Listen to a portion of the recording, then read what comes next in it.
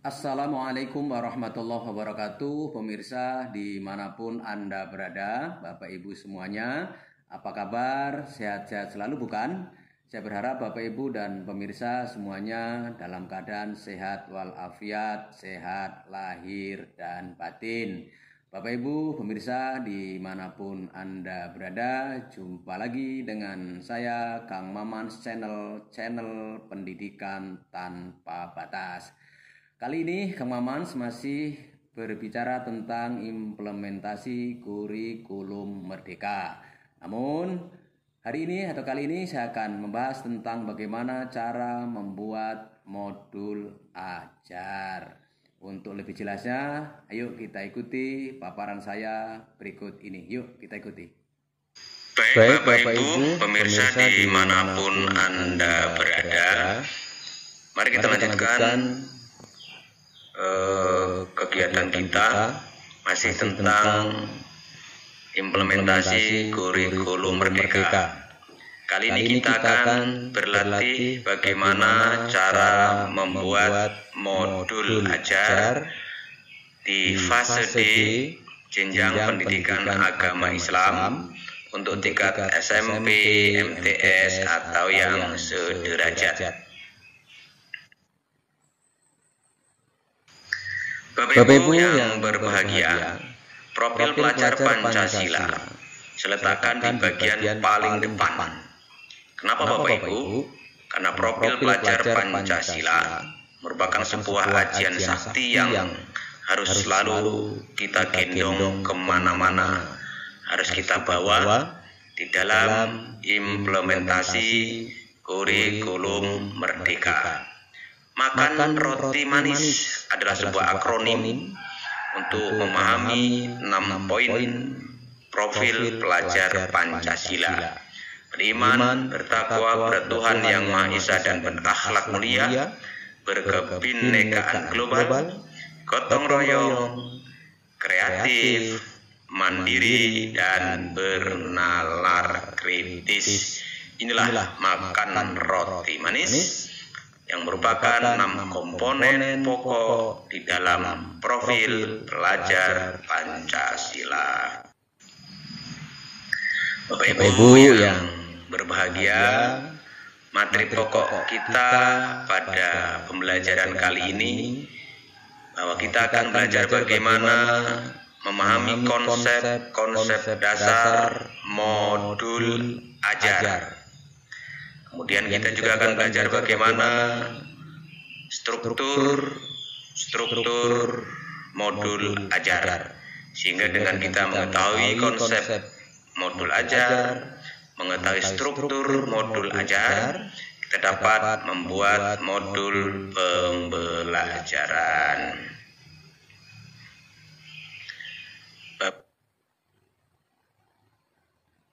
Yang berbahagia, pertama adalah konsep dasar modul ajar. Modul merupakan sebuah alat atau sebuah sarana, sebuah media yang di dalamnya mengandung metode, mengandung petunjuk, dan sebagai pedoman yang dirancang oleh guru secara sistematis dan menarik. Bapak Ibu, bahwa modul ajar itu merupakan sebuah implementasi dari alur tujuan pembelajaran. Ini modulnya, ini alurnya, implementasi dari alur tujuan pembelajaran ini yang dikembangkan dari capaian pembelajaran. Ini capaian pembelajaran dengan mengacu pada profil pelajar Pancasila. Jadi gambar lingkaran ini yang paling terluar itu adalah modul ajar, dan modul ajar itu sendiri bentuk implementasi dari alur tujuan pembelajaran yang ini. Alur tujuan pembelajaran ini sendiri bukti pengembangan dari capaian pembelajaran yang berproses, yang mengacu pada profil pelajar Pancasila. Bapak Ibu, modul ajar ini disusun tentu berdasarkan fase atau tahap tertentu sesuai dengan perkembangan peserta didik, dengan terus mempertimbangkan apa yang akan dipelajari dengan tujuan pembelajaran yang berbasis kepada perkembangan jangka panjang dan tentu harus sesuai dengan karakteristik peserta didik. Selain daripada itu, dalam konsep modul ajar Bapak Ibu, guru perlu memahami konsep-konsep bagaimana modul ajar dibuat sebagai dasar dalam kegiatan proses pembelajaran agar lebih menarik dan lebih bermakna.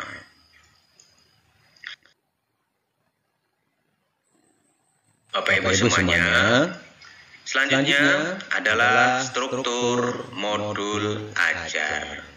Kenapa saya senang memakai struktur? Karena dalam pembelajaran di implementasi kurikulum Merdeka ini guru, kemudian siswa, ini diberi kesempatan untuk mengkonstruk kegiatan pembelajaran sehingga dapat menghasilkan pembelajaran yang relevan dengan profil pelajar Pancasila dengan mengedepankan akhlak karimah, kemandirian, beriman dan bertakwa kepada Tuhan Yang Maha Esa, dan bernalar kritis, gotong royong, dan berkebinekaan global yang di dalamnya memakai banyak model, diantaranya adalah konstruktivisme.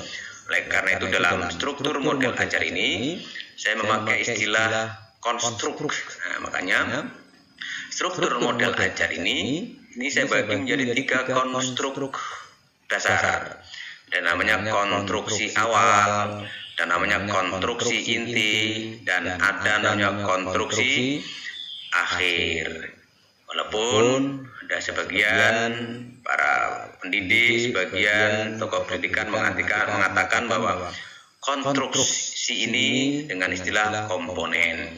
Namun saya lebih suka memakai istilah konstruksi ini karena di dalam implementasi kurikulum Merdeka ini teori konstruktivisme menjadi penting dalam rangka untuk menggali peserta didik agar menjadi bernalar kritis. Nah, konstruksi awal ini nanti akan berisi hal-hal yang sifatnya umum. Bisa berisi identitas sekolah, kemudian kegiatan pengajaran awal, ada profil pelajar Pancasila, ada sarana dan prasarana, kemudian ada target, kemudian dan ada hasil pembelajaran yang akan dicapai. Nah, ini nanti ada dan diuraikan di bagian konstruksi awal. Dan juga ada konstruksi inti. Nah, konstruksi inti nanti akan memuat bagaimana tujuan pembelajaran, bagaimana pelaksanaan bermakna, bagaimana pertanyaan yang pemantik, dan bagaimana juga persiapan pembelajaran, kegiatan pembelajaran, asesmen, pengayaan dan remedial, serta refleksi peserta didik. Nanti akan diuraikan di modul pembelajaran di bagian konstruksi inti. Dan yang ketiga adalah konstruksi akhir, akan berisi lampiran-lampiran, baik lembar kerja siswa, kemudian bahan belajar, glosarium, dan daftar pustaka. Bapak Ibu, bahwa di struktur modul ajar ini, guru dalam satuan pendidikan diberi keleluasaan, guru diberikan independensi untuk mengembangkan modul ajar sesuai dengan konteks lingkungan dan kebutuhan belajar peserta didik, dengan terus memperhatikan karakteristik peserta didik. Modul ajar ini seyogianya dilengkapi dengan komponen atau konstruksi pokok dalam proses penyusunannya. komponen modul ajar, atau saya sering menyebutnya dengan konstruksi modul ajar dalam panduan, ini dibutuhkan sebagai bentuk kelengkapan kesiapan pembelajaran. Sehingga konstruksi atau komponen modul ajar itu ditambahkan sesuai dengan mata pelajaran, sesuai dengan kebutuhan, dan sesuai dengan karakteristik peserta didik dan sekolah Bapak Ibu.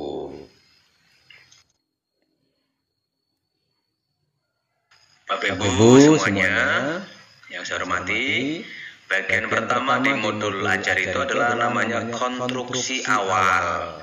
Nah, konstruksi awal ini memuat hal ihwal, memuat informasi yang bersifat sangat umum. Karena di dalam konstruksi awal itu ada namanya identitas modul. Ini, nah, identitas modul itu di dalamnya mencakup apa dan siapa, kemudian kelas berapa waktunya. Nah, dengan demikian identitas modul ini Bapak Ibu di konstruksi awal ini harus memuat nama penyusun, siapa yang menyusun modul, institusinya apa, SD, SMP atau yang lain, kemudian tahun penyusunannya tahun berapa, kemudian jenjang sekolahnya tingkatannya apa, kelasnya kelas berapa, bahkan alokasi waktunya itu berapa. Ini di bagian konstruksi awal di informasi yang sifatnya umum. Masih banyak hal di konstruksi awal yang sifatnya informasi umum dalam pembuatan modul ajar ini Bapak Ibu.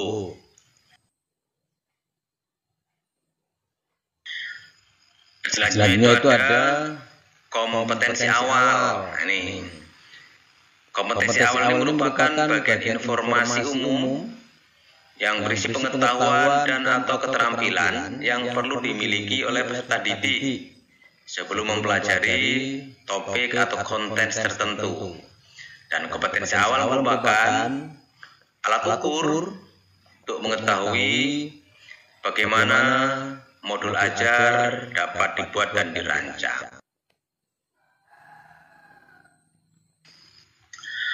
Bapak Ibu, selanjutnya di dalam konstruksi awal bagian informasi umum itu ini mencakup apa yang namanya profil pelajar Pancasila. Profil pelajar Pancasila. Seperti saya katakan tadi, profil pelajar Pancasila merupakan tujuan akhir dari sebuah kegiatan pembelajaran yang erat hubungannya dengan pembentukan karakteristik peserta didik.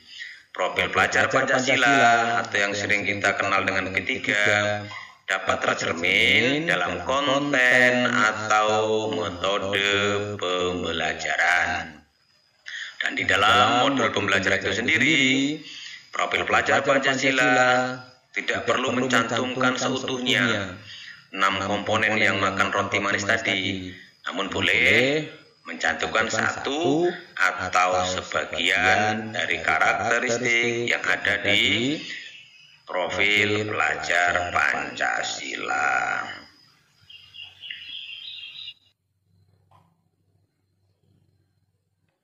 Bapak Ibu yang berbahagia, masih di bagian pertama di konstruksi awal informasi umum, memuat juga sarana dan prasarana.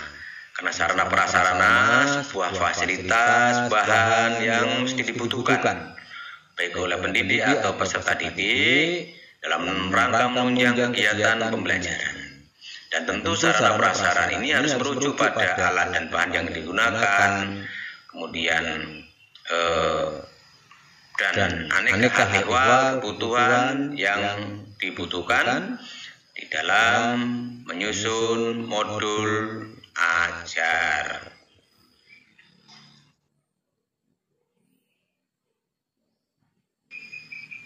Bapak Ibu, yang selanjutnya ada target peserta didik.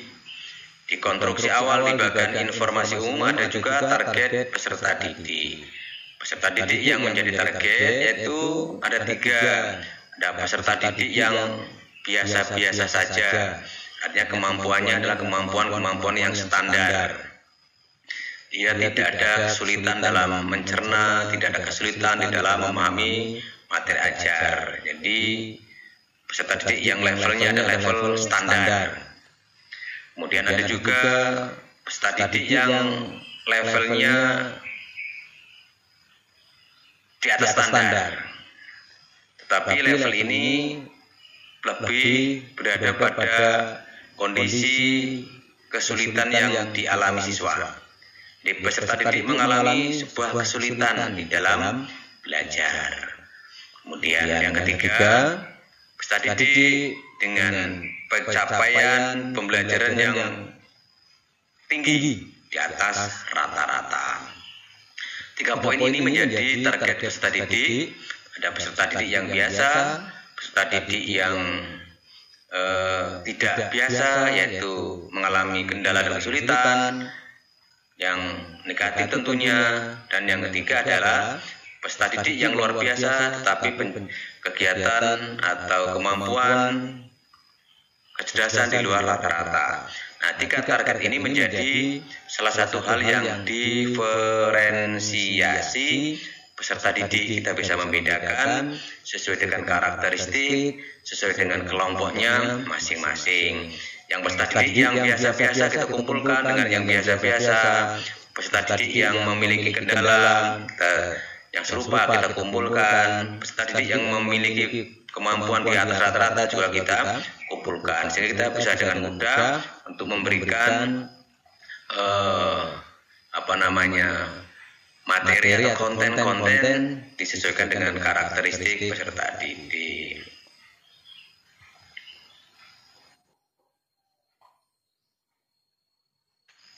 Bapak Ibu yang berbahagia, masih di bagian informasi umum ada namanya model pembelajaran. Jadi kita dipersilakan untuk mempergunakan model pembelajaran, metode pembelajaran yang disesuaikan dengan konten-konten yang kita ajarkan.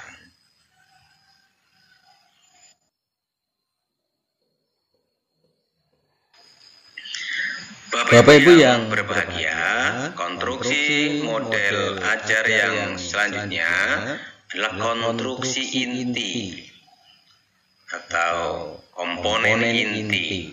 Nah, komponen inti ini mencakup tujuan pembelajaran. Tujuan pembelajaran harus mencerminkan hal-hal penting dari pembelajaran yang harus bisa diuji dengan berbagai bentuk asesmen sebagai bentuk dari unjuk pemahaman. Dan tujuan pembelajaran ini menentukan kegiatan belajar, menentukan sumber daya yang digunakan, menentukan kesesuaian dengan keberagaman peserta didik, menentukan metode asesmen, dan lain-lain yang harus digunakan. Dan Bapak Ibu yang berbahagia, selain daripada itu, tujuan pembelajaran ini harus bisa digunakan dari berbagai bentuk yang mencakup ada pengetahuan, kemudian informasi prosedural, pemahaman konseptual, penalaran keterampilan, dan kolaborasi serta komunikasi. Ini hal-hal yang harus kita perhitungkan di dalam menentukan tujuan pembelajaran.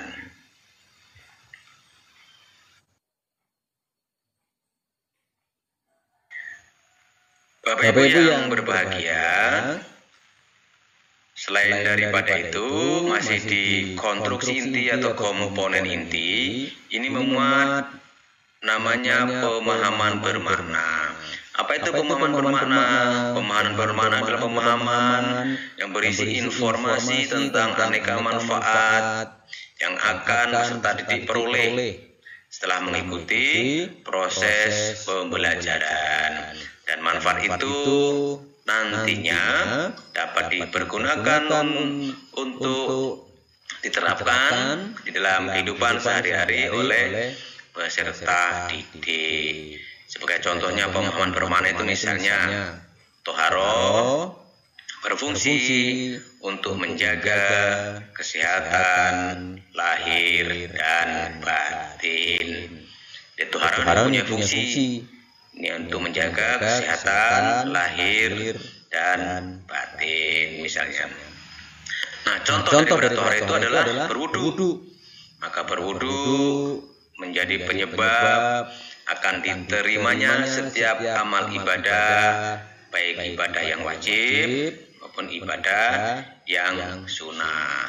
Jadi pemahaman ini adalah konten yang diberikan kepada peserta didik harus memiliki makna yang bisa diterapkan di dalam kehidupan sehari-hari.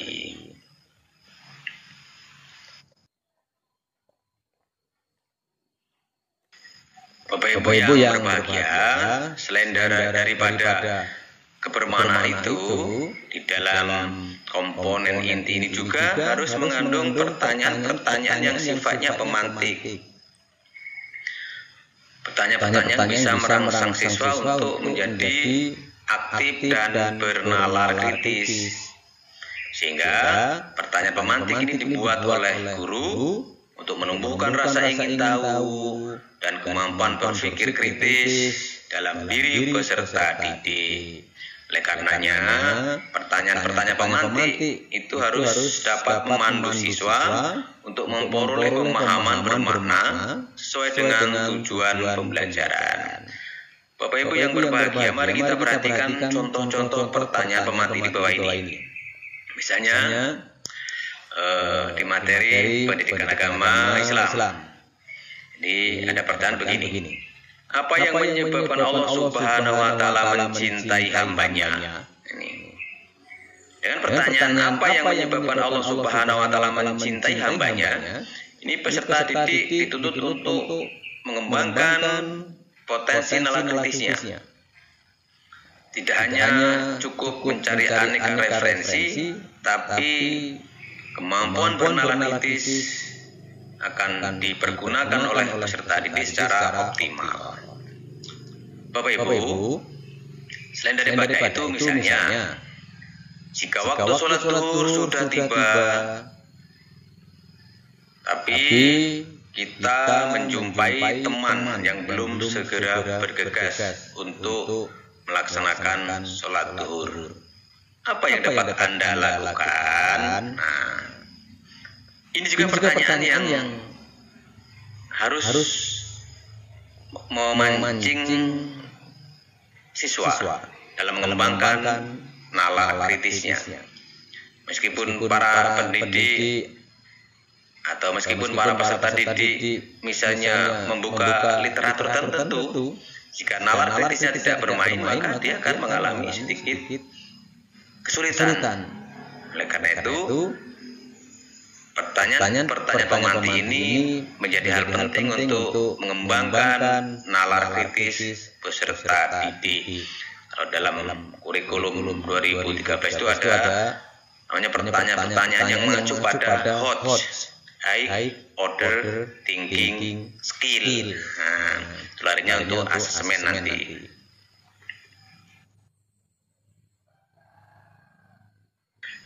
Bapak Ibu yang berbahagia, masih di komponen inti atau di konstruksi inti, itu di dalamnya ada memuat kegiatan pembelajaran. Kegiatan pembelajaran ini merupakan sebuah urutan kegiatan pembelajaran dalam bentuk langkah-langkah kegiatan pembelajaran atau intaks. Kalau dalam kurikulum 2013 itu kita kenal dengan intaks, langkah-langkah pembelajaran. Itu yang harus dapat dituangkan secara konkret, disertakan opsi atau alternatif pembelajaran, serta harus disertakan langkah-langkah untuk menyesuaikan dengan kebutuhan belajar peserta didik. Langkah-langkah kegiatan pembelajaran ini harus disusun secara berurutan sesuai dengan durasi waktu yang direncanakan. Ada 3 tahapan, ada kegiatan awal, kegiatan inti, dan kegiatan penutup.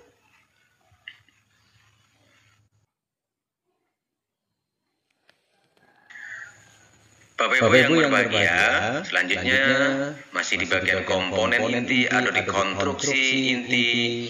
juga harus memuat yang namanya asesmen. Apa itu asesmen? Asesmen adalah sebuah item-item tertentu yang harus digunakan atau akan digunakan oleh pendidik untuk mengukur capaian pembelajaran di akhir kegiatan. Kriteria pencapaian itu harus ditentukan dengan jelas, dengan terang benderang, sesuai dengan tujuan pembelajaran yang ditetapkan. Misalnya ada asesmen sebelum pembelajaran, namanya asesmen diagnostik. Asesmen yang digunakan sebelum kegiatan pembelajaran, dari mulai kita melakukan diferensiasi peserta didik tadi dengan kita melakukan pertanyaan-pertanyaan sifatnya pemantik misalnya. Ini asesmennya harus dipersiapkan. Ada juga namanya asesmen selama proses pembelajaran. Nah, ada asesmen yang digunakan selama proses pembelajaran. Ada namanya asesmen formatif. Kalau di kurikulum Merdeka, asesmen selama proses pembelajaran namanya asesmen formatif. Dan ada juga asesmen yang digunakan di akhir proses pembelajaran, yaitu namanya asesmen sumatif.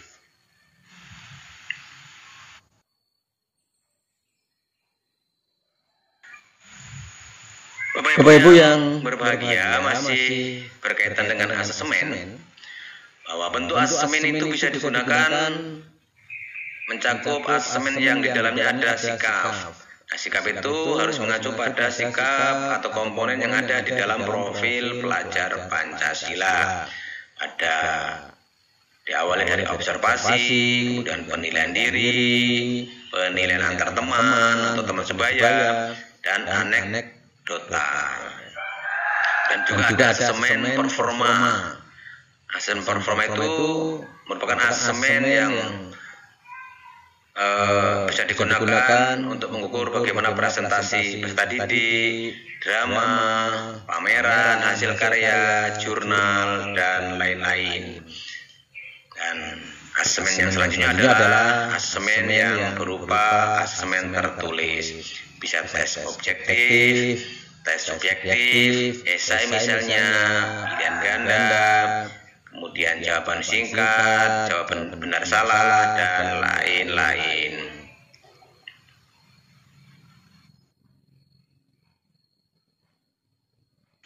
Bapak Ibu, masih di komponen inti, di dalamnya juga harus memuat pengayaan dan remedial. Pengayaan adalah kegiatan pembelajaran yang diberikan oleh pendidik kepada peserta didik dengan capaian tinggi, agar peserta didik dapat mengembangkan potensinya secara optimal. Sedangkan remedial ini adalah diberikan oleh pendidik kepada peserta didik yang membutuhkan bimbingan tertentu dalam memahami materi atau pembelajaran yang masih mengulang atau yang belum tuntas kalau dalam kurikulum 2013 dulu. Nah, saat merancang kegiatan pengayaan, ini perlu diperhatikan mengenai diferensiasi peserta didik, diferensiasi hasilnya, sehingga tidak mengalami kesulitan atau kendala bagi peserta didik khususnya dan bagi pendidik yang akan menyusun.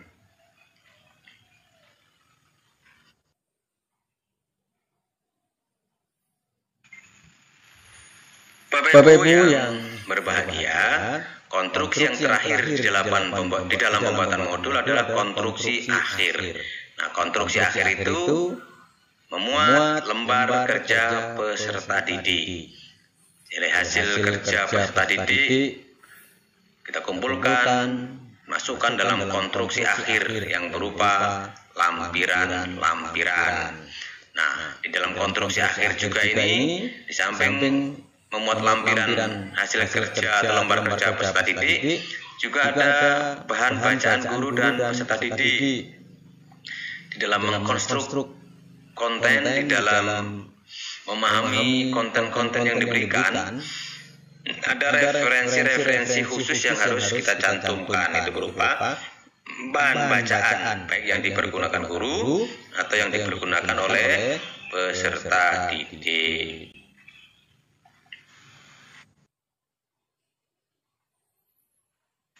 Selanjutnya Bapak Ibu, masih di bagian konstruksi akhir yang berupa lampiran.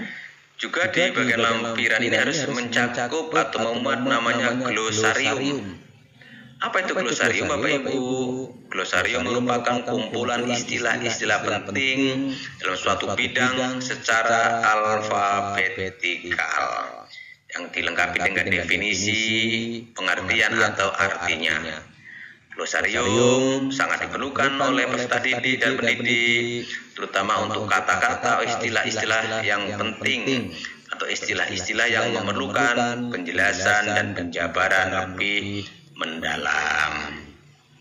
Dan selanjutnya Bapak Ibu, di bagian konstruksi akhir dalam lampiran itu juga harus memuat namanya daftar pustaka.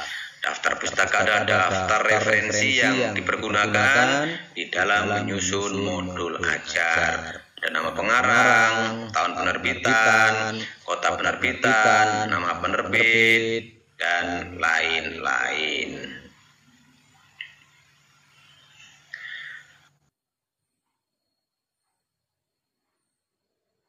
Ibu yang berbahagia, dengan 3 konstruksi modul ajar tadi, ada konstruksi awal, dan konstruksi inti, dan konstruksi akhir.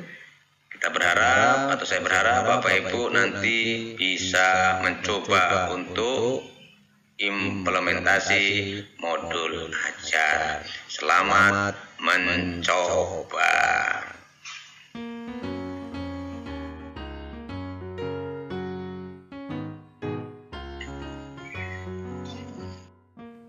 Bapak Ibu pemirsa dimanapun Anda berada, setelah Bapak Ibu dan pemirsa mengikuti paparan saya tentang bagaimana cara membuat modul ajar, bagaimana Bapak Ibu? Mudah kan? Semoga Bapak Ibu bisa paham dan segera dapat mengimplementasikan di dalam membuat modul ajar untuk mempersiapkan di dalam mendidik, membimbing, dan mentransformasikan ilmu pengetahuan yang Bapak Ibu miliki untuk mendidik peserta didik dalam mewujudkan profil pelajar Pancasila. Terima kasih, mohon maaf kepada Allah saya mohon ampun. Assalamualaikum warahmatullahi wabarakatuh.